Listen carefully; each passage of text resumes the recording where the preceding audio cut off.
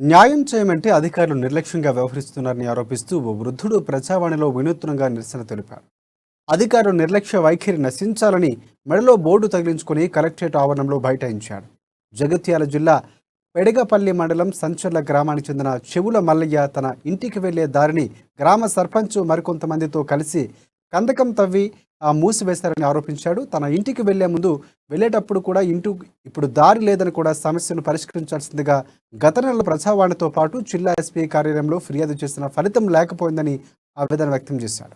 ఇక బతుకు తెరువు కోసం తన ఇద్దరు కొడుకులు గల్ఫ్ బాట పట్టారని, వెనుక ముందు ఎవరూ లేని తనను సర్పంచ్ చంపుతానని బెదిరిస్తున్నట్టు ఇక మల్లయ్య ఆరోపించాడు. చివరికి పోలీసులు అక్కడికి వెళ్లి ఆర్టీఓతో మాట్లాడించగా సమస్య పరిష్కారం చూపుతామనడంతో మల్లయ్య దంపతులు అక్కడి నుంచి వెళ్ళిపోయారు.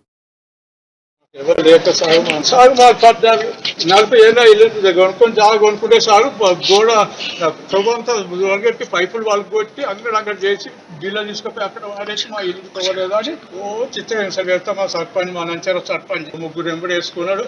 సార్ కొనుక్కున్నా 40 ఏళ్ళే సార్ అని కొనుక్కొని ఇల్లు కట్టుకుంటే ఇలా తవ్వలేదు అని మాకు చేసి పెట్టి తుక్కు చేసి అంగడి చేసి మామూలు పరిసారి పడతాను. నా కొడుకు లేరు, నా ఇంటికాడ ఇవ్వలేరు, మా ముసలమ్మ నేను ఇద్దరే ఉన్నాం సారు. 3 నెలల సంధి ఏ సార్ పట్టించుకోలేదు. తొవ్వ గురించి సార్ నాకు తొవ్వలేదని తొవ్వ దొరికించి చేసి